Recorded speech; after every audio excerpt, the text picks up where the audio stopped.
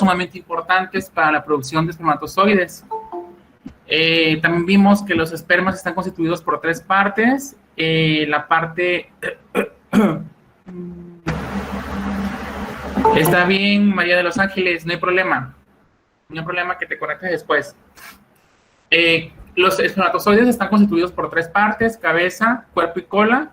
Quedamos que la parte de la cabeza es donde se tiene el material genético del individuo que los crea, por supuesto, que a partir de una célula germinal inmadura podemos obtener 4 espermatozoides. Esta es una característica muy peculiar.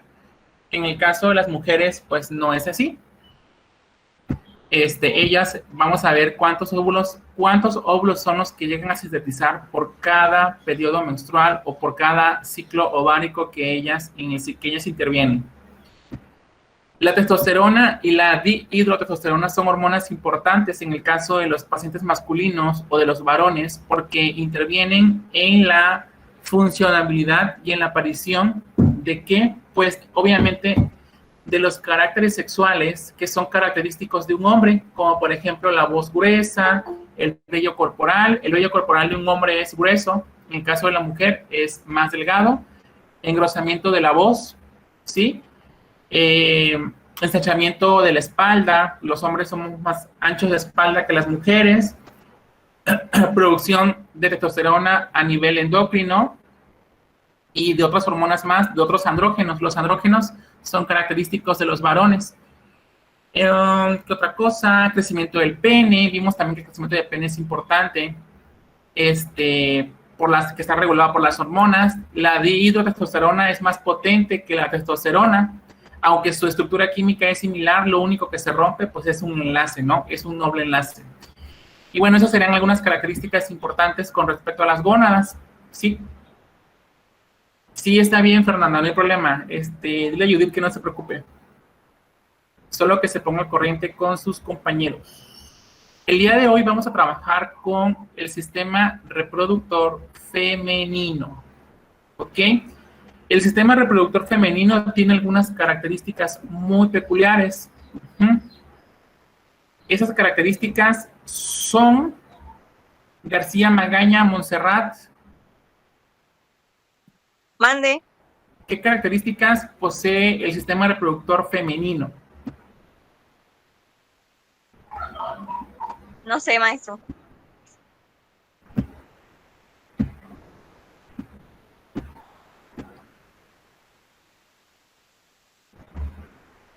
Perse Yareli.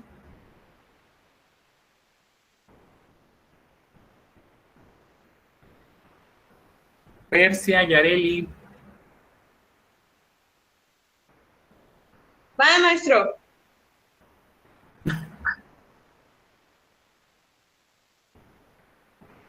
¿Cuáles son las características que posee el sistema reproductor femenino, Yareli? Ok, es que no tengo buena internet aquí. Bueno, se compone de dos partes, pero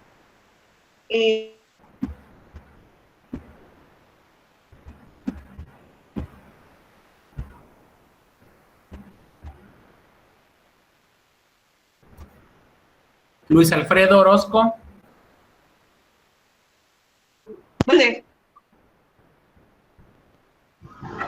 Misma pregunta, Luis Alfredo. Gracias, Persia, gracias. Misma pregunta, Luis Alfredo, por favor. Pues creo que igual, como decía mi compañera, se compone de dos partes, que pues básicamente viene siendo la parte interna y pues la parte externa. Es el sistema reproductor femenino, pues es el encargado de tanto de crear las células, pues los óvulos, como de albergar al feto en algún caso de alguna función. Al igual que igual en el sistema reproductor femenino, en el externo, creo que igual tiene utilidad excretora por la uretra en la parte de la orina. Y pues una muy importante es el ciclo menstrual, que pues básicamente de ahí es donde proviene. desde la parte interna hasta la parte externa, pues, interviene ese proceso. Ok, Luis, muchas gracias. Luis Danilo, si yo te preguntara a ti por qué es importante el ciclo ovárico, ¿qué me dirías? Porque es el lugar, mejor dicho, produce el ovario en donde pues se va a fecundar y va a procrear vida. ¿Esto cada cuánto se hace? Cada 28. Cada 28 días. Ok, cada 28 días. Ok, muy bien, chicos. Ok. Bien, el sistema reproductor está constituido pues por una red de muchos órganos internos y pues también externos, ¿no? Como mencionaban sus compañeros, como su compañero Persia y su compañero Pato, ¿no? Ahora, es importante en este caso porque cada uno tiene una función particular. Bueno, de forma general, podemos decir que de forma interna está constituido por una vagina, un útero, 2 ovarios y ambas trompas de falopio, uno por cada ovario. Asimismo, está constituido por un endometrio y también un cuello uterino. Sin embargo, aparte también de suplir las funciones reproductivas, el sistema reproductor femenino, al igual que masculino, cumple funciones excretoras porque elimina desechos metabólicos, que son los mismos urea y creatinina, a partir de la orina. Sí, que quedamos que son moléculas muy polares que se pueden eliminar a través de la orina en pequeñas cantidades, ¿no? Por supuesto, si hablamos de creatinina, en el caso de las mujeres, secretan menor cantidad que un hombre. ¿Por qué? Porque el hombre tiene mayor masa muscular. ¿Y de qué depende la producción de creatinina en el ser humano? Del sexo y de la edad, ¿sí? Si es una persona o si son personas de edad adulta, seguramente es muy probable, casi 99.9%, que el hombre va a secretar mayor cantidad porque tiene mayor masa muscular y por consiguiente tiene mayor cantidad de creatina. La creatina es una molécula que a partir de ella se produce la creatinina. La creatinina es el producto de desecho de la creatina. La creatina se encuentra en los músculos, cantidad en los hombres porque tenemos mayor masa muscular. ¿Una mujer secreta creatinina?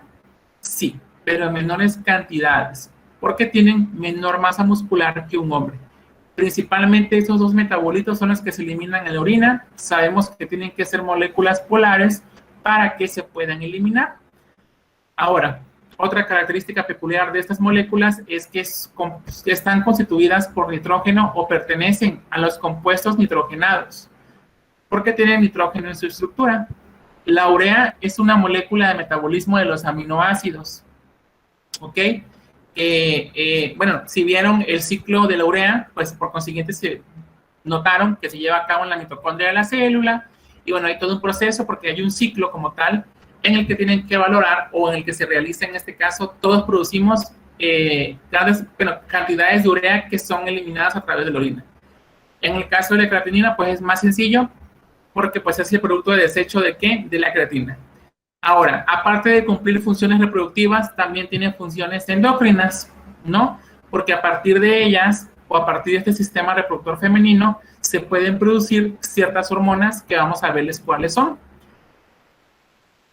Bueno, las gónadas femeninas, cuando mencionamos gónadas podemos pensar que corresponden a todo el órgano reproductor, tanto masculino como femenino. Realmente no es cierto, porque el órgano reproductor en el masculino son los testículos y en la mujer las gónadas femeninas son los ovarios. Una mujer corresponde o fisiológicamente tiene 2 ovarios, ¿ok? Siempre tiene 2 ovarios. Hay condiciones que conllevan a que pues solamente se extirpe alguno de los 2. Sin embargo, pues aunque hay desequilibrios hormonales, pues la mujer sigue teniendo producción de hormonas, por supuesto. Es todo un proceso. Esto no es algo que se tome a la ligera. Obviamente el médico, antes de retirar un ovario, pues va a valorar todo el desequilibrio hormonal que va a tener la paciente, porque solamente un ovario va a cumplir la función de ambas, ¿ok? Una de las características más peculiares por las que se puede extirpar un ovario pueden ser dos: cuestiones de malignidad como cáncer o, en su defecto, ovario poliquístico. ¿Ok? El ovario poliquístico es una de las causas más frecuentes de consulta con los ginecólogos porque conlleva, obviamente, a la producción de quistes dentro del ovario. Esto conlleva a que no o a que se vea interrumpido el proceso de ovulación. Las pacientes que presentan ovarios poliquísticos, pues tienen una característica muy peculiar, que presentan amenorrea. La amenorrea es la interrupción de la menstruación, ¿sí? Hay pacientes que pueden tener amenorrea por meses. Conocí una vez una paciente que tenía una amenorrea de 2 años. 2 años, o sea, eso es increíble. Realmente el daño ahí seguramente pues es mucho mayor, porque la menstruación, aparte de, pues en este caso, producir un óvulo fértil, porque ese es el objetivo, pues también conlleva a que se produzcan o a que se desechen más bien ciertos procesos hormonales o ciertas sustancias hormonales, ¿sí? Cierto tejido que debe ser cambiado cada 28 días, ¿ok?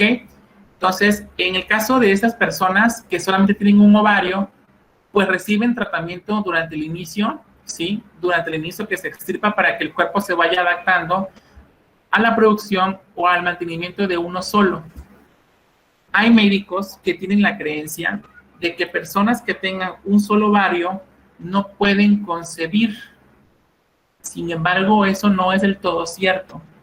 Conozco personas que son portadoras de un solo ovario y sin embargo, pues a lo largo de su vida pudieron en este caso pues traer vida, ¿no? Producir la fecundación del óvulo correspondiente y bueno, reproducirse. ¿Es un proceso complejo? Sí lo es, porque como les mencionaba, un solo ovario cumple las funciones de ambas, ciertamente. Pero sí es posible, es un proceso tardado. Sus embarazos llegan a ser complicados, ciertamente, por toda la carga hormonal que tienen, pero sí es posible, porque en una ocasión escuché a un médico, o sea, un médico de renombre, o sea, aquí en Villahermosa, que decía que una persona con un solo ovario no podía ser mamá, pero pues, o sea, no creo que sea Dios, ¿verdad? Entonces, en este caso, pues, he conocido a muchos pacientes que, pues, sí han logrado reproducirse con solo un ovario. Ciertamente es mucho más fácil, pues, teniendo ambos. Por eso, el médico, antes de tomar una decisión, valorará en este caso la intención que tenga, si es extirparlo o no. Cuando se acude al médico por ovario poliquístico, hablando de ovario poliquístico, pues particularmente, pues en este caso, él valorará el daño que existe en el ovario, ¿sí? Porque regularmente es en uno. Si son los dos, porque ya tiene muy mala suerte, pero sí llega a pasar. Si es en uno de ellos, pues el médico da tratamiento y pues en este caso, pues valora la integridad de todo el sistema reproductor, por supuesto, sobre todo si es una persona de edad fértil. Sí, Danilo. ¿Qué tan común, o mejor dicho, qué tanto se puede confundir un ovario poliquístico con el embarazo? Con el embarazo. Sí, o sea, que alguien se vaya a hacer análisis y le diagnostiquen ovario poliquístico, pero que finalmente resulte en un embarazo. Ok. Lo dices por la cuestión de la amenorrea. ¿Es por eso? Ajá. ¿Pregunta? Eso y porque le sucedió a una amiga. Ok. Bueno, es poco común, a mi experiencia es poco común confundir en este caso el ovario poliquístico con un embarazo. ¿Por qué? Lo único que tienen en común el embarazo y el ovario poliquístico es la amenorrea, sí, es decir, la interrupción de la menstruación. Pero existen otros factores que deben ser valorados, como por ejemplo, una persona que tenga ovario poliquístico, Danilo y chicos, siempre va a tener testosterona alta. Una mujer que tenga ovario poliquístico va a tener valores de testosterona sumamente altos. ¿Por qué? Porque en primera va a haber una interrupción del ciclo ovárico, que es la amenorrea. Por consiguiente, va a haber mayor producción de andrógenos debido a esta interrupción. El vello, en el caso de las mujeres, el vello femenino se vuelve grueso, ¿sí? Se vuelve mucho más grueso. Entonces, si es un buen ginecólogo, ¿sí? Lo primero que debe realizar, por supuesto, en factor o en cuestión de su edad, es valorar el tiempo que tenga con amenorrea. Supongamos que la persona va porque tiene, no sé, amenorrea. Supongamos que es amenorrea. Va con el ginecólogo y el médico le revisa. El ginecólogo regularmente siempre le hace ultrasonido a las pacientes, pues para valorar en este caso la integridad del sistema reproductor. El ginecólogo le va a hacer ultrasonido y pues va a determinar en este caso si es ovario poliquístico o si es embarazo. Ahora, supongamos que no tenga el equipo para realizar ultrasonido, la va a mandar al laboratorio a realizarse una GSH y un perfil ginecológico. Si la GSH está negativa y el perfil ginecológico tira progesterona disminuida y testosterona alta, es ovario poliquístico. No hay de otra. El ovario poliquístico conlleva en este caso a otras alteraciones metabólicas. Aparte de alteraciones endocrinas, conlleva a otras alteraciones metabólicas como el aumento de la glucosa y resistencia a la insulina. Es decir, que las pacientes con ovario poliquístico pueden presentar inclusive acantosis nigricans, ¿sí? La acantosis nigricans es el oscurecimiento de la piel en cuello, axilas y entrepiernas. Algunas personas, mujeres, llegan a tenerlos como paño en la cara, pero es consecuencia a la resistencia. Ahora, hay pacientes, Danilo, que llegan a tener sangrado vaginal, ¿sí? Esto es cuando el ovario poliquístico, pues, es maltratado o no es tratado a tiempo, ¿ok? Entonces, pues aquí definitivamente no se puede confundir con un embarazo porque, pues, supongamos que, pues, el médico no sepa y de primera instancia, si la persona piensa que está embarazada, lo primero que va a pensar el médico es que está abortando. Pero realmente no es así. Siempre tiene que valorar todas las opciones posibles en las que se pueda llevar este caso. Me llama mucho la atención lo que mencionas porque realmente no debería haber, sí, quizás en algún momento alguna persona médico la puede confundir con el ovario con el embarazo, pero para eso debe de acudir y de acuerdo al historial que tenga o a lo que ella mencione, sí, cuándo fue su última relación sexual, cuándo fue su última fecha de menstruación. Eso es importante en el caso de si se sospecha de embarazo. Ahora, si la amenorrea pues fue por más de 9 meses, pues definitivamente no es embarazo y seguramente está pasando algo más. Pero si se tiene sospecha alguna vez de esto, pues le envían a realizar GSH y perfil ginecológico para valorar ambas cuestiones y poder descartar una de ellas. Pero regularmente pues tienen dolor, inclusive hay personas que tienen dolor, Danilo, y pues es un dolor que no se presenta en el embarazo. Pero es muy interesante lo que mencionas y me gustaría que me comentaras por qué el médico sospechó de un embarazo o de ovario poliquístico. Pues realmente no me dio detalles de su caso clínico, solamente me dijo, recuerdo que mientras la analizaban, o sea, en esos periodos, me dijo que le habían diagnosticado ovario poliquístico y después de unos días, bueno, semanas, me dijo que realmente era un embarazo. Por eso me quedé pensando, ¿cómo? Claro. Bueno, eso ya es un caso extraordinario. Igual y ya tenga que ver mucho el médico porque inclusive, chicos, una mujer que tenga testosterona elevada no se puede embarazar. No se puede embarazar. Si las mujeres con ovario poliquístico tienen la testo elevada y la progesterona disminuida.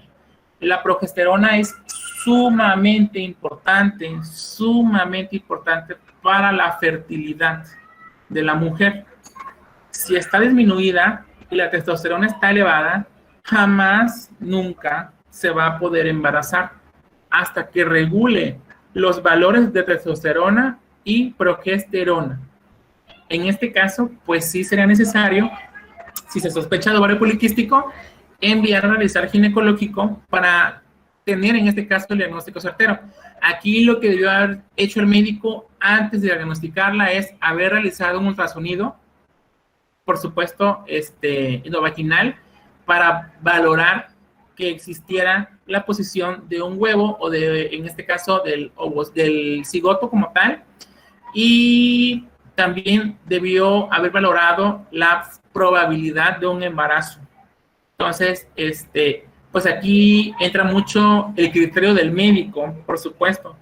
Sí se podría pensar en ambos por la cuestión de amenorrea, pero ambos tienen características muy peculiares que se pueden determinar en el laboratorio, como les mencionaba, la testo alta en el ovario poliquístico y la disminución, en este caso, de la progesterona, cosa que en el caso del embarazo, la testosterona está disminuida y la progesterona está elevada, porque la progesterona interviene que el óvulo esté situado, el óvulo fecundado se encuentre posicionado y no se decaiga o no caiga de la posición que debe de estar.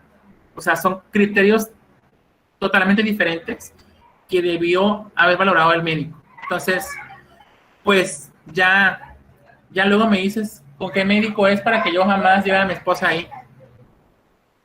Bueno, los óvulos, chicos, los ovarios están integrados por dos, son dos, tienen uno derecho y uno izquierdo, ¿sí? La función primordial de los ovarios, pues, ¿cuál va a ser? Efectivamente, al igual que los testículos, producir hormonas sexuales, pero en el caso de las mujeres, son hormonas sexuales femeninas. Estas hormonas son denominadas estrógenos y progesterona. Ambas hormonas tienen una función en particular. Su objetivo es preparar el cuerpo de la mujer para el embarazo, parto, maternidad y lactancia. Inclusive llegan a preparar de forma muy peculiar para que la mujer deje de ser fértil, es decir, para que puedan recibir a este proceso llamado menopausia, que es la interrupción, por supuesto, de la ovulación, y se dice que ya la mujer no es fértil porque se ha interrumpido el ciclo ovárico, ¿sí?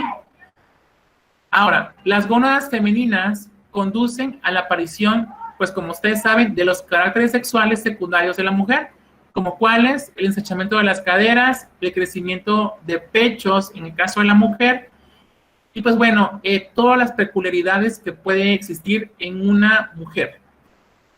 Danilo, ¿sí quedó, no te pregunté, perdón, ¿sí quedó resuelta tu duda? Maestro, yo tengo una duda. Sí, Luis Enrique. En el ovario poliquístico, ¿cómo empieza o por qué se da? Es decir, una mujer empieza con la menstruación por primera vez, no sé, a los 12 años, desde esa edad empieza a tener amenorrea, o a lo largo de su vida un día empieza a tener estos síntomas. Ok. Primero, lo primero que aparece en la amenorrea, pues, es un ciclo menstrual irregular. ¿Qué significa eso? Por ejemplo, hay personas que tienen, mujeres, que tienen destinadas, por ejemplo, no, es que me baja cada 5, del 5 al 6 de cada mes viene mi periodo menstrual. Y hay otros que dicen, no, pues a mí es cada 10, ¿no? Por ejemplo, y es muy puntual, eso es ser regular. En el caso de las mujeres que tengan ovario poliquístico, pues comienzan siendo irregulares, es decir, ya no les bajó el 10, sino les baja el 20, o ya no me bajó el 20, sino me baja hasta el siguiente mes. O sea, hay una interrupción. Obviamente la interrupción no es de sopetón. La interrupción es, por ejemplo, este mes sí ovulé y el siguiente ya no. Y el siguiente sí ovulé, pero 2 meses no ovulé. Una interrupción pausada. En los casos mayores, la interrupción ya es total. ¿Sí? Así se comienza. ¿Qué otras peculiaridades tienen? Que cada que tienen su periodo tienen mucho dolor o tienen mucho sangrado. El sangrado, por supuesto, es un sangrado leve. Las personas que tienen ovarios poliquísticos maltratadas o no tratadas tienen un sangrado abundante que puede conllevar inclusive la pérdida de su sistema reproductor. Ahora, por ejemplo, una persona puede tener ciertas características muy peculiares, como por ejemplo engrosamiento del vello. Sí, es una característica muy peculiar. Como hay aumento de testosterona, el vello llega a aumentarse. ¿Cuál vello? El vello púbico, inclusive ya personas que tengan así, que sean muy cañonas. Una ocasión me tocó una paciente que tenía ovario poliquístico, pero ella tenía, literal, se le sombreaba el bigote, pero era porque sus niveles de testosterona estaban sumamente elevados. Entonces, esa es otra peculiaridad que tienen las pacientes, pero regularmente es dolor, sangrado o amenorrea en su defecto, ¿sí? Ahora, cuando aparecen esos problemas, pues lo ideal es que las señoritas o las personas con edad fértil acudan al ginecólogo para que sean revisadas. Regularmente este proceso o esta enfermedad o síndrome puede aparecer, la mayor incidencia está entre 16 años hacia arriba. Nunca he conocido una persona de 15, 16, siempre las que conozco son de 18, 19, 20, pero se dice que no necesariamente tienen que estar en edad fértil. ¿Qué significa eso? Una persona que ya haya comenzado a tener las relaciones sexuales, ¿sí? Hay personas que pues son vírgenes y que en este caso pueden presentar ovario poliquístico.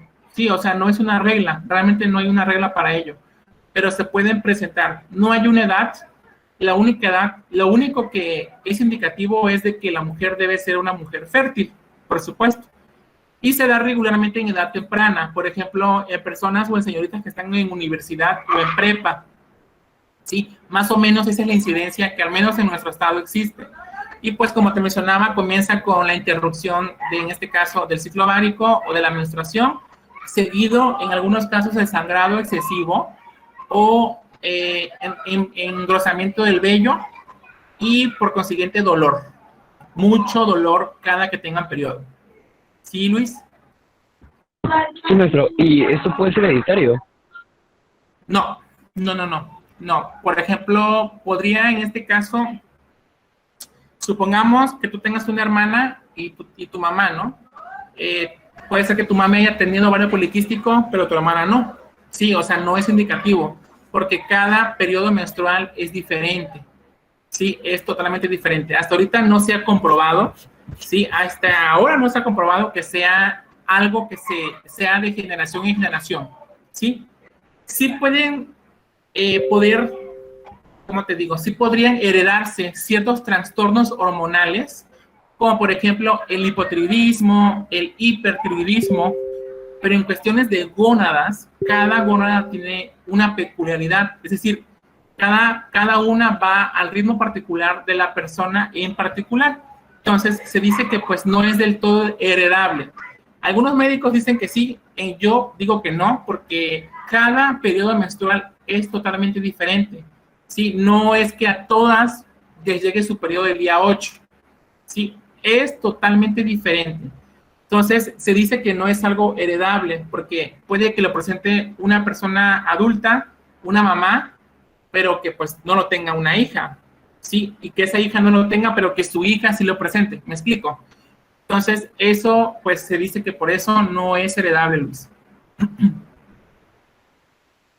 ¿Sí, Luis? Sí, gracias. Ok.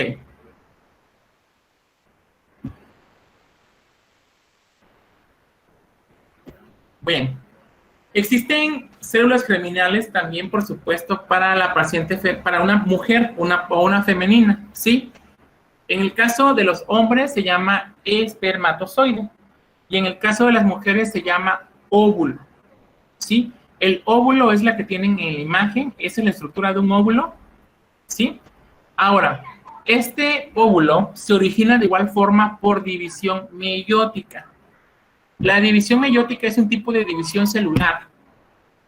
Este tipo de división celular es característica o es denominada ovogénesis. Recuerden que en el caso del hombre se denomina espermatogénesis.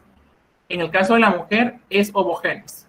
Sin embargo, a pesar de que también tienen la peculiaridad de que son creadas o sintetizadas o producidas por división meiótica, que es un tipo de división celular, es lo único que tienen en común la célula germinal masculina y femenina. ¿Por qué? En el caso de los varones, chicos, a partir de una célula germinal inmadura, obtenemos 4 espermatozoides, ¿sí? O sea, es decir, que a partir de un espermatogonio obtenemos 4 espermatozoides. En el caso de la mujer, a partir de un ovogonio se obtiene solamente un óvulo, uno. Otra característica peculiar es que en el caso de los varones por cada eyaculación liberan millones de espermatozoides, ¿sí? O sea, producimos muchos espermas. Y la producción, pues, es hasta que dejemos de ser fértiles, ¿sí? Porque también nos llega la infertilidad a los hombres. En el caso de las mujeres, chicos, ellas durante toda su vida fértil, ¿sí? Durante toda su vida fértil, ¿cuándo una mujer se sabe que es fértil? Cuando llega el periodo menstrual. A partir de ahí es una mujer fértil. Ahora, las mujeres fértiles a lo largo de su vida llegan a tener o a producir de 400 a 500 óvulos. Es decir, Dios les da solamente 400 a 500 óvulos para que ellas se puedan reproducir. Por supuesto, pues no van a tener ni 400 ni 500 hijos, ¿verdad? Pero son los óvulos que se producen a lo largo de su vida. Y una vez que se terminan, ya no hay más, ¿sí? Ellas tienen un número limitado de la producción de óvulos. En el caso de los varones, no, porque pues obviamente como se liberan millones y millones, pues hace que de cierta forma, pues se liberen más, ¿no? Permítanme. Sin embargo, esa es una característica peculiar, chicos, que obviamente ellas nada más tienen 400 a 500 óvulos a lo largo de su vida, ¿sí? Ahora, esto, chicos, que ustedes observan aquí, son las células foliculares de los ovarios, ¿ok? Células foliculares en los ovarios. Estas células tienen una característica muy peculiar. ¿Cuáles son? Que están constituidas por muchas células a su vez, ¿sí? Son un tipo de célula porque es un folículo, ¿sí? Pero están constituidas además por muchas células, ¿como cuáles? Las células de la teca, células de la granulosa, tienen un antro que puede funcionar como un citoplasma, que tienen un ovocito. A su derecha, no, a su izquierda, tienen a una célula folicular de verdad, ¿sí? Como se ve en un corte histológico. Y a su derecha, sí, a su derecha, perdón, es que soy medio daltónico, ¿eh? A su derecha, tienen una célula, por supuesto, pues, es una ilustración. En esta que tienen ustedes en la parte de abajo, esta que observan se ve mucho mejor definida porque hay dos tipos de teca. Hay una teca interna y una teca externa que tienen una función particular que vamos a ver cuando veamos el ciclo ovárico. Tienen una zona pelúcida, pues el ovocito primario, ¿sí? Hay una membrana, por supuesto debe existir una membrana que debe de proteger a lo que está dentro. Tienen un antro folicular que servirá en este caso como... Tienen las mismas funciones que un citoplasma, una célula común.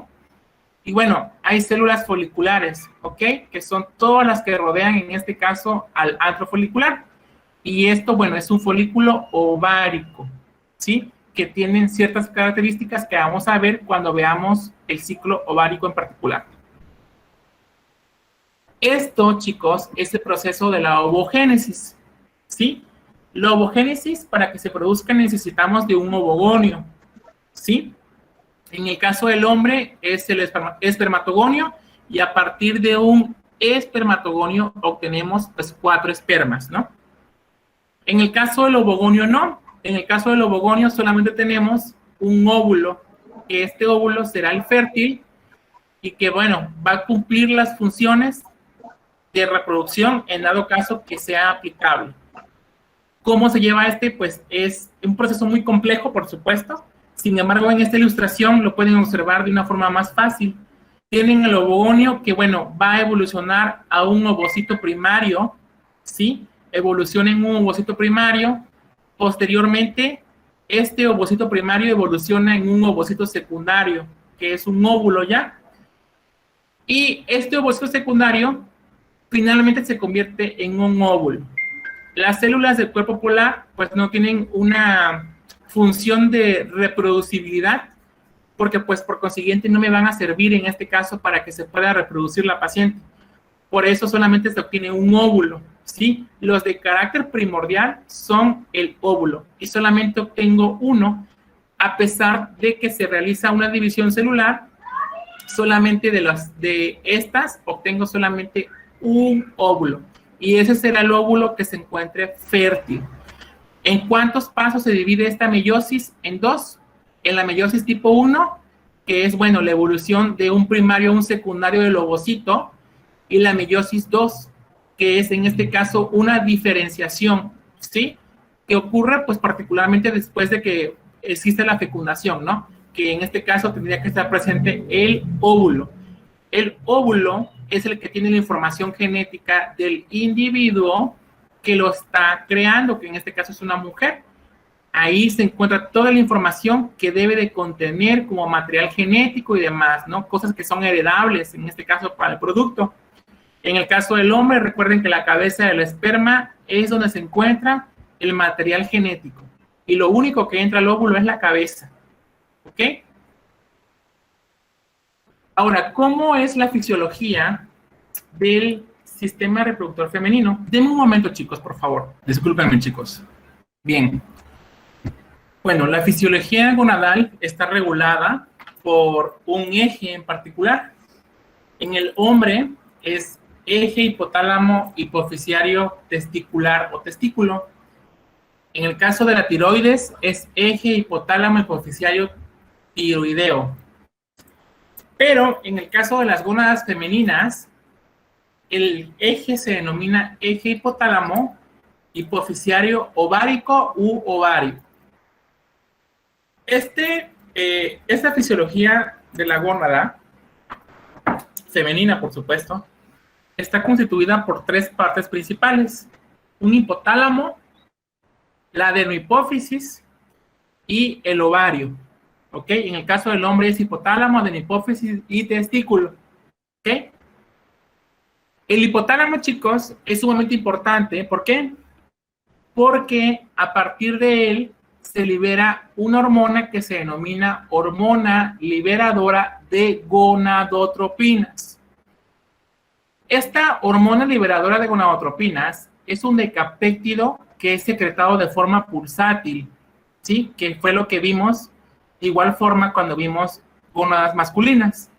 Pues ya ustedes saben que es un ciclo de 90 a 120 minutos cada pulsación de esta hormona.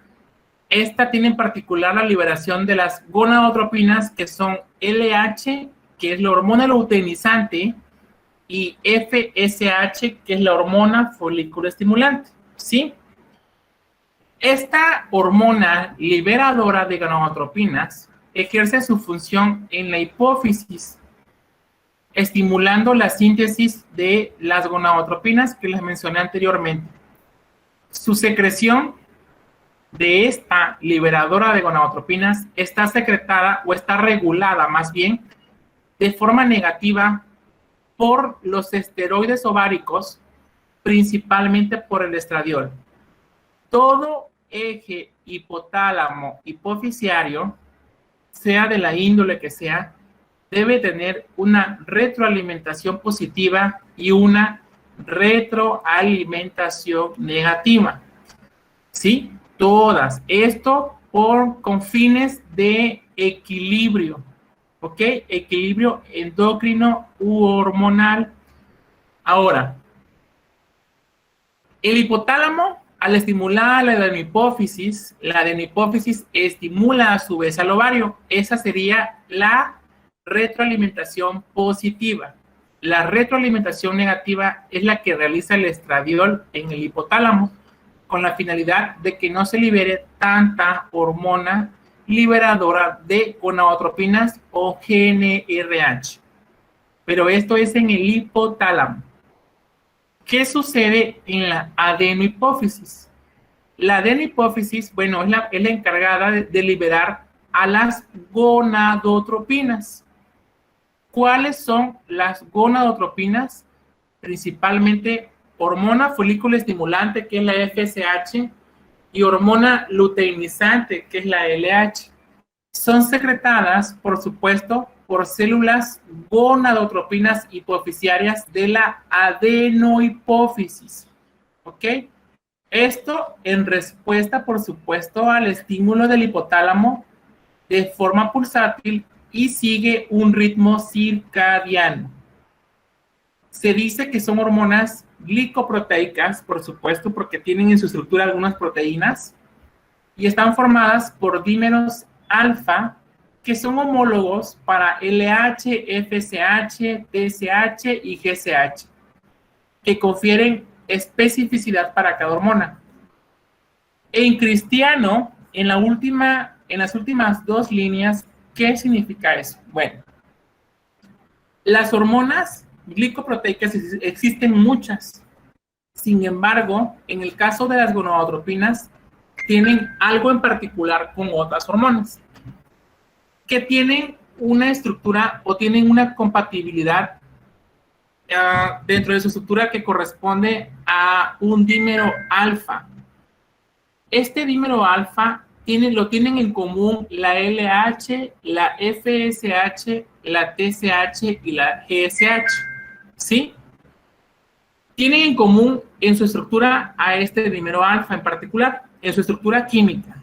Sin embargo, el hecho de que compartan dentro de su estructura al dímero alfa no significa que todas tengan la misma función, ¿sí? Son homólogas, ¿sí? Porque son parecidas estructuralmente, ¿sí?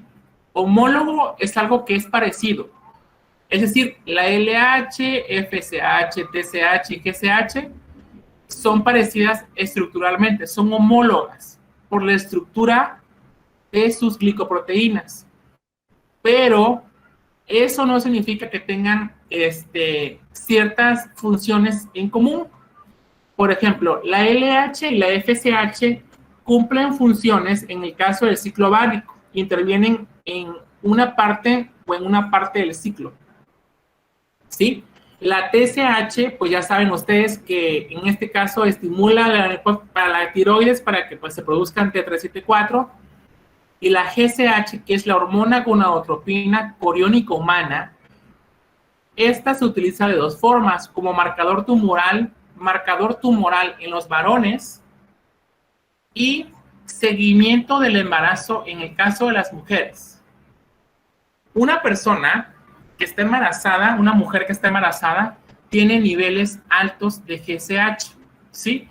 La GSH es utilizada para evaluar las semanas de gestación en función de la fecha de su última menstruación. Cada que ustedes tomen una GSH en el laboratorio, deben solicitar a la paciente la fecha de su última menstruación. ¿Ok? Eso es necesario. Ahora, en el caso de esta GSH, pues bueno, si está aumentada, pues por consiguiente, pues se puede presentar, ¿no? El embarazo. Es probable que se encuentre embarazada. Pero bueno, todas ellas tienen una estructura homóloga, es decir, parecida, tienen una estructura en particular, porque a fin de cuentas, pues, se podría decir que son primas hermanas todas ellas, pero tienen funciones diferentes. En esta imagen que ustedes observan aquí, tienen al eje hipotálamo, hipófisis gonadal, femenino, por supuesto. En la parte superior tenemos al cerebro, ¿sí? Hipotálamo, tenemos a la hormona liberadora de gonadotropinas, que estimula a la adenohipófisis, que se encuentra en la hipófisis, por supuesto, para que se secreten LH y FSH, que a su vez estimulan al ovario para que se produzcan otras hormonas, como, testosterona, progesterona, algunas inhibinas, ¿ok? Prolactina. La prolactina también se produce en los ovarios, pero también llega la estimulación a las glándulas mamarias, ¿ok? Y bueno, los ovarios en particular cumplen funciones de producción o de síntesis de algunas hormonas. ¿Cuáles son esas hormonas? Bueno, esas hormonas son los estrógenos, andrógenos en menor cantidad y progesterona. Son secretadas, por supuesto, en respuesta a los estímulos ¿de quién? De la hipófisis. ¿Cómo se sintetizan esas hormonas? Bueno, esas hormonas, chicos, son hormonas esteroideas, es decir, se sintetizan a partir del colesterol, ¿sí? Todas las células ováricas tienen unas enzimas peculiares y necesarias para convertir el colesterol en estradiol, ¿ok? Sin embargo, cada tipo de célula tiene cantidades diferentes de estas enzimas. Unas se especializan en la producción de otra y así sucesivamente. Ejemplos. El cuerpo lúteo produce dos hormonas que se denominan progesterona y 17-alfa hidroxiprogesterona. Por el contrario, las células de la teca sintetizan a los andrógenos, como testosterona, androstenediona, ¿sí? Y bueno, las células de la granulosa tienen actividad aromatasa, ¿sí? Que es una reacción que se lleva a cabo. Estas generan a los estrógenos. La síntesis de las hormonas tiroideas femeninas son las que observan en la imagen, ¿sí?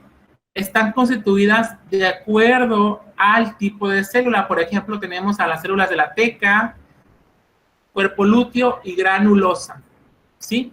Todas vienen a partir del colesterol. Y bueno, la LH es importante porque a partir de ella, el colesterol y el estímulo de la LH, se produce la pregnenolona, ¿sí? La pregnenolona tiene dos vías. Si la pregnenolona se encuentra cerca de la teca, se produce 17-hidroxipregnenolona. Pero si se sintetiza en el cuerpo lúteo, se convierte en progesterona, ¿ok? Y así sucesivamente para cada una de ellas. La dehidroepiandrosterona es un andrógeno. La androstenediona también, junto con la testosterona. La estrona y el estradiol son hormonas que corresponden a los estrógenos. Como pueden observar, todas tienen 4 anillos, ¿sí? Al igual que la estructura del colesterol, solo cambian los radicales que se encuentran presentes en el último hidroxi o en el pentano que tienen en el ciclo, ¿sí? Solamente cambian esos radicales. Pero, y algunos dobles enlaces. Pero en el caso de los anillos, son 4 siempre en todas las hormonas. Por eso se dice que provienen de las hormonas esteroideas.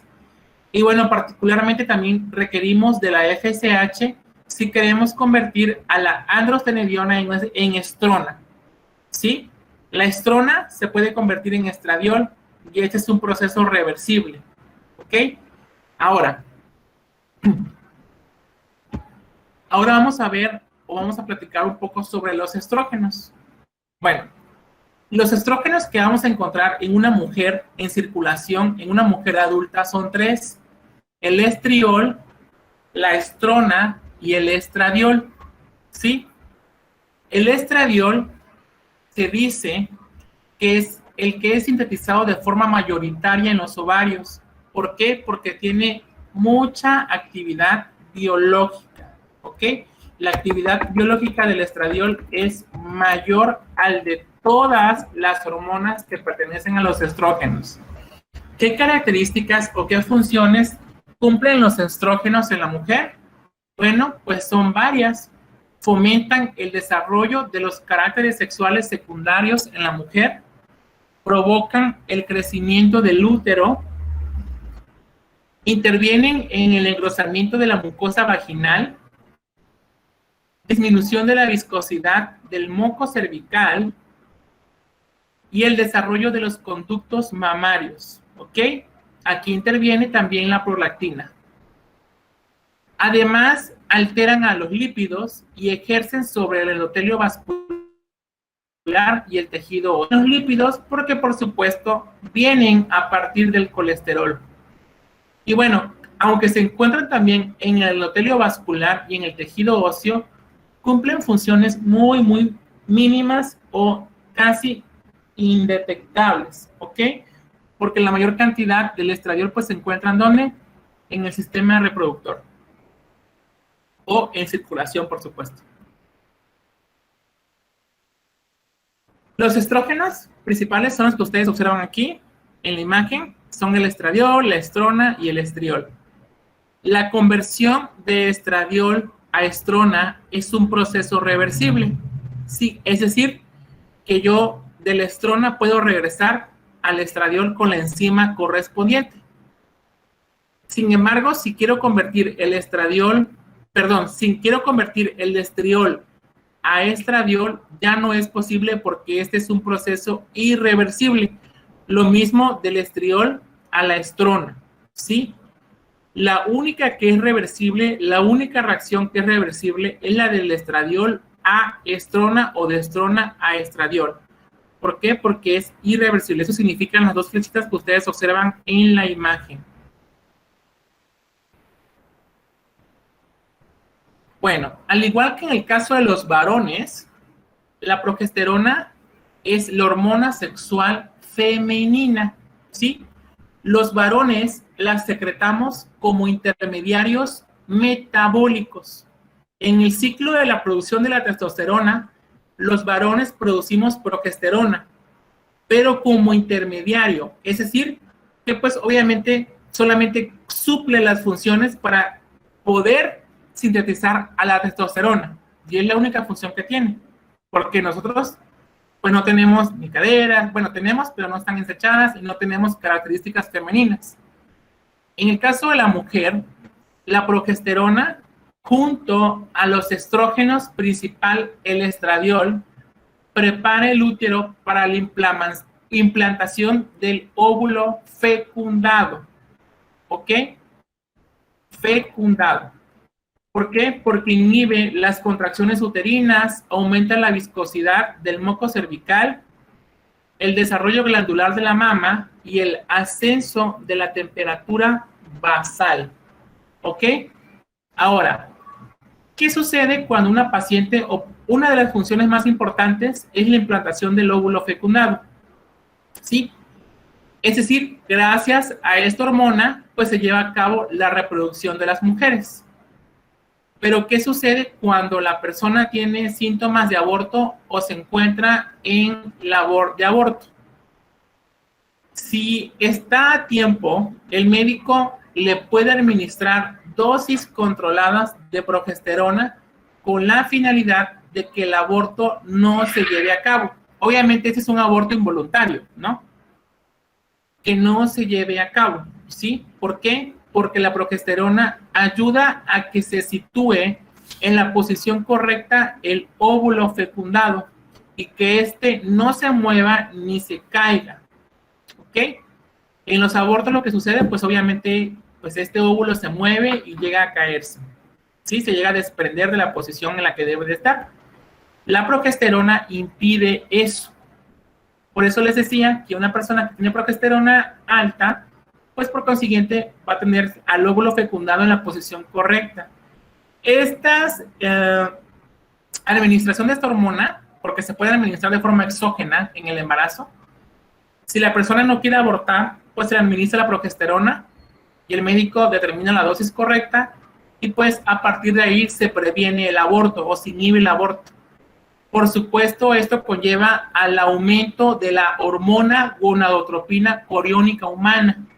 ¿Sí? Cuando hay aumento de la gonadotropina, pues ¿qué sucede? Se dice que podría ser por el aumento de la progesterona. Se acude al médico, oiga, doctor, ¿le administró progesterona? Sí, es que tengo la GSH elevada de la paciente y seguramente esa sea la justificación por la que se encuentre elevada la GSH. Entonces, esto pues es algo que ustedes deben de saber, ¿sí? Para cuando les toque, en el caso de ustedes, una paciente que le envíen a cuantificar la GSH, pero que sepan que se le administró progesterona anteriormente, pues seguramente la GSH puede ser que se encuentre elevada. Estructuralmente, la molécula es la que ustedes observan a su derecha, ¿sí? Es una molécula, es parecida a la de la testosterona, es parecida a todas las hormonas que hemos visto, porque posee 4 anillos, al igual que la molécula del colesterol. Y bueno, los andrógenos, chicos, también son hormonas que se producen, obviamente, en los ovarios. Estos andrógenos sirven como sustratos en las células de la granulosa, que ya vamos a observar cuáles son, y en los tejidos periféricos para que se produzca el estradiol. Porque quedamos que es la hormona de los estrógenos, la más importante y la de mayor cantidad. Las hormonas esteroideas, o sea, todas las que hemos visto, son lipofílicas, es decir, son hormonas no polares y por consiguiente no pueden circular sin que se encuentren unidas a proteínas. ¿Ok? La proteína de transporte para estos andrógenos o a las hormonas esteroideas se denomina globulina fijadora de hormonas sexuales, o SHGB por sus siglas en inglés.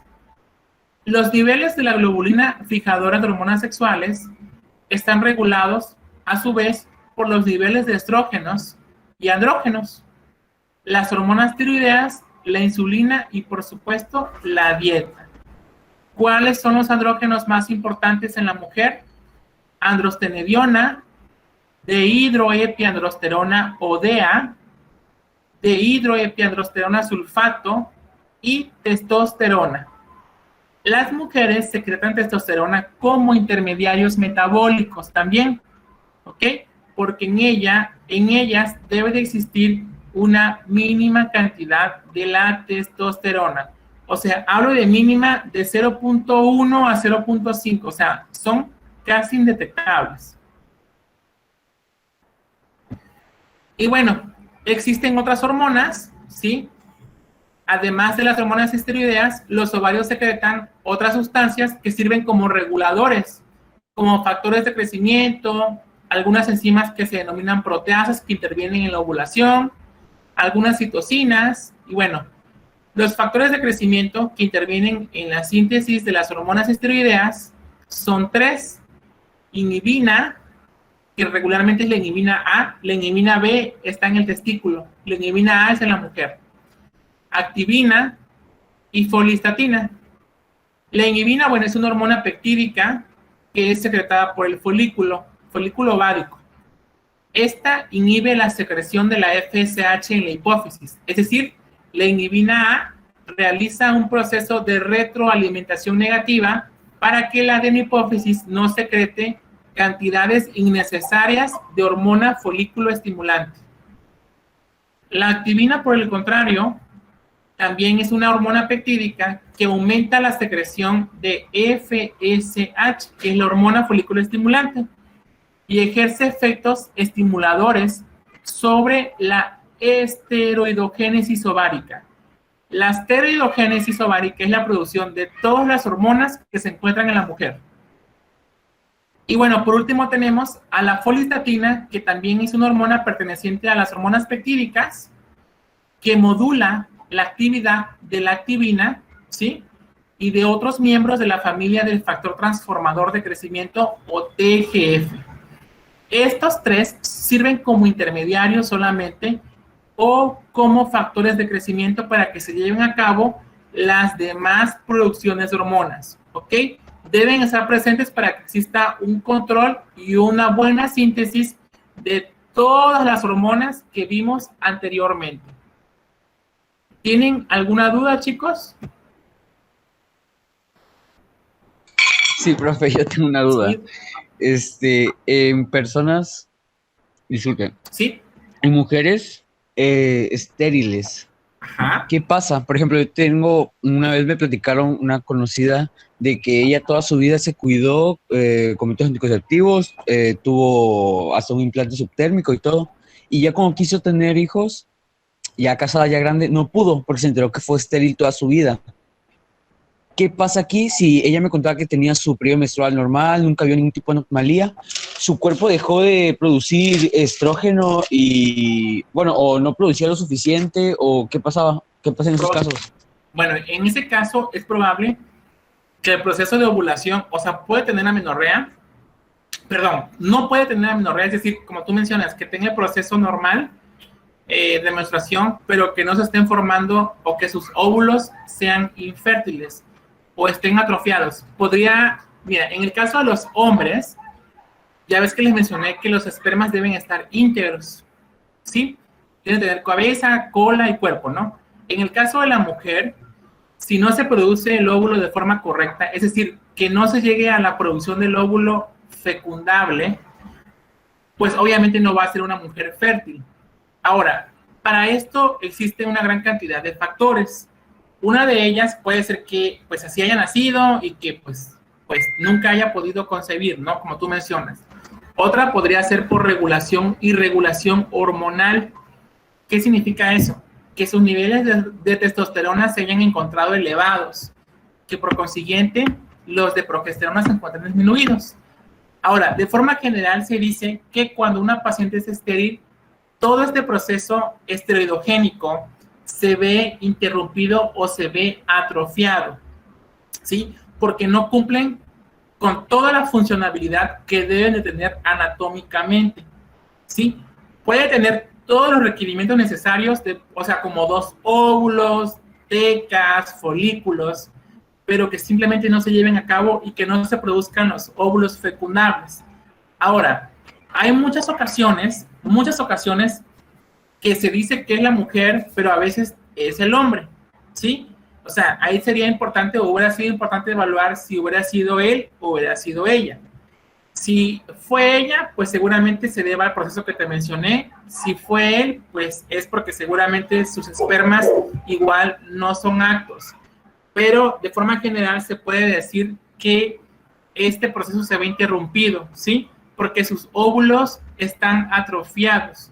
Y este es un proceso que no se lleva a cabo de forma correcta y eso impide que, pues, por consiguiente, sean fértiles.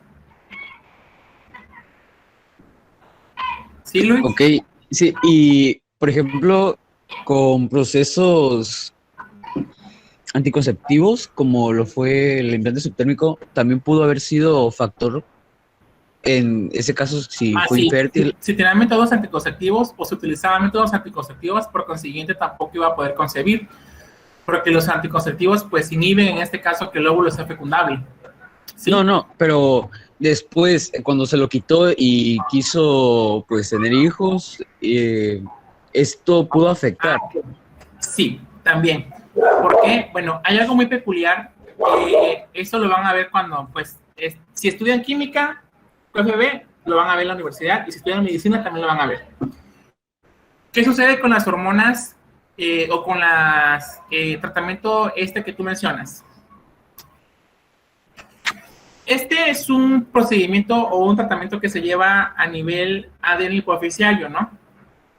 Sin embargo, bueno, este implante cumple la función, pues obviamente de que no haya una fecundación o que no el óvulo no esté fértil o no se fecunde, ¿no? Con el esperma.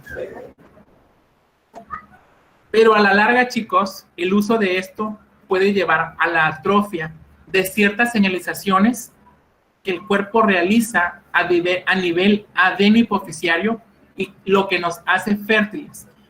Esto que tú mencionas, bueno, o esto se lo menciono porque en mi experiencia, he conocido pacientes que han utilizado implantes subdérmicos, como mencionas, o inclusive han tomado durante adolescencia. Durante la adolescencia utilizaron pastillas anticonceptivas como chicles. Es decir, las utilizaban tan seguidas que al momento de que ellas ya maduraron mentalmente, obviamente, que fueron personas maduras, no pudieron concebir. ¿Por qué? Porque el cerebro pues cumple una función muy importante también en este proceso. El cerebro y la adenohipófisis llega al punto que se acostumbran a esa inhibición del estímulo que les mencionó anteriormente, que obviamente cuando se deja de hacer, él lo sigue haciendo, ¿sí? Hay en ocasiones que esto es irreversible y hay en otras ocasiones que no es reversible. Pero también podría ser un factor, Luis, en este caso. Si lo utilizó por meses, pues igual y pues no era por ahí, pero si lo utilizó por muchos años, pues en este caso, pues podría llevar a conllevar a que pues no pudiera haber concebido. Ahora, en este caso muy particular de la persona que me comentas, hubiera sido muy interesante poder evaluar la función hormonal de esa paciente en particular para evaluar las concentraciones de progesterona y de testosterona, ¿sí? Y pues sería interesante también realizar ultrasonido ováricos o endovaginal con la finalidad de revisar la integridad de las gónadas y del sistema reproductor, porque hay cuestiones que nosotros podemos evaluar con un examen ginecológico en suero, pero también hay otras cuestiones que se deben de observar, obviamente, con un ultrasonido, porque a veces hay pacientes que dicen, es que no me puedo embarazar, quizás ultrasonido o ovario poliquístico. Si, mientras tenga ovario poliquístico, pues va a ser muy difícil, ¿no? Que pues, se pueda concebir. Entonces, esos son los procesos que se llevan a cabo. En el caso de una mujer, pues es mucho más difícil porque ellas intervienen en muchos procesos endocrinos. Y realmente, aunque secretamos muy pocas hormonas, o sea, en el caso de ellas también secretan muy pocas hormonas, o sea, hablo pocas en cantidades pocas, ¿sí? Las hormonas son tan potentes que inclusive llegan a tener o a causar amenorrea, esterilidad, ¿sí? Son procesos tan complejos o son hormonas tan potentes que llevan a cabo este proceso. Pero en el caso peculiar de que tú me comentas, hubiera sido interesante evaluar eso. Y bueno, así el médico sabría, pues, cuál era la función en particular, si era alguna mala función en los ovarios, en la síntesis como tal de alguna de esas hormonas, o si era específicamente por la producción del óvulo. Ahora, lo que pudo haber hecho en algún momento también era, pues, en este caso, extraer un óvulo. Claro que este proceso es carísimo, o sea, casi impagable. Pero hay personas que realizan inseminación artificial con la finalidad, obviamente, de que pues se utilice un óvulo, pero pues eso aquí en Villahermosa lo hacía un médico, no sé si lo sigue haciendo, pero estos procesos regularmente se hacen en la Ciudad de México, porque pues allá pues hay personal muy capacitado y demás, y hay clínicas que se dedican a esta parte, que pues, pero antes de ello es interesante evaluar a la pareja, tanto hombre como mujer, y revisar obviamente toda y agotar todas las posibilidades del sistema reproductor y evaluar también la funcionabilidad de las hormonas. Y ahí poder decir si es por el óvulo, si es por las hormonas o por si es alguna atrofia en el sistema reproductor, Luis. Maestro, y ahorita, por ejemplo, no sé si lo he escuchado, hay un método en los hombres que creo que se llama Basegel, algo así, que se trata de una inyección como una vasectomía, pero es reversible. ¿Esto puede afectar a largo plazo? ¿Cómo se llama? No estoy seguro, pero era algo así como Basegel, algo así. A ver, déjame investigar.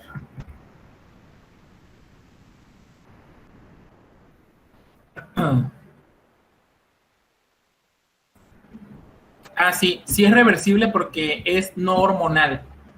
Sí, es un anticonceptivo para hombres. Ese que fue publicado en mayo de este año, se supone. Es reciente, como tú mencionas. Pero como no es hormonal, se supone que es reversible. Cuando un anticonceptivo no es hormonal, obviamente puede ser reversible. Cuando es hormonal, puede serlo o no puede serlo. O sea, porque ahí hay doble filo que puede ser reversible o no lo puede ser. Eso ya dependerá de las características endócrinas de cada persona. Pero en el caso del hombre, por lo que me mencionas, de este anticonceptivo, pues se supone que es una inyección. Obviamente solamente es una interrupción, ¿sí? Una interrupción transitoria, que obviamente cuando pasan los efectos, pues tú sigues siendo una persona fértil, ¿ok? Entonces no tiene consecuencias a largo plazo. Pues si las utilizas como chicles, o sea, es que sí que te las estés aplicando todos los días, pues claro que sí, pero es como las anticonceptivas. Los métodos anticonceptivos solamente deben de ser de emergencia, chicos. Por eso se debe de ocupar condón, ¿ok? Si no quieren ser papás, utilicen condón. Pero el método anticonceptivo o como tal, la inyección o la pastilla del post-day son métodos de emergencia, ¿ok? con la finalidad de que, bueno, sucedió un accidente y pues bueno, se recurre a esto. Hay personas que confunden emergencia con emergencia utilizarla todos los días. No, porque esto ocasiona graves desequilibrios hormonales. Lo mismo en el caso de los varones con este nuevo anticonceptivo. No es que no me la voy a aplicar todos los días, porque va a llegar el momento en que voy a llegar a atrofiar al testículo. Por supuesto, porque el uso excesivo de algo pues conlleva siempre a ciertos daños. Por eso solamente se dice que son anticonceptivos de emergencia, Luis. Entonces esa inyección es por varias veces. Había entendido que solo era una vez y te la volvías a inyectar cuando ya te la querías quitar, ¿no? Es de un solo uso, sí, es de un solo uso como tú mencionas. Ok, muchas gracias. De nada, Luis. ¿Alguna otra duda, chicos? Danilo. Ah, sí, Luis.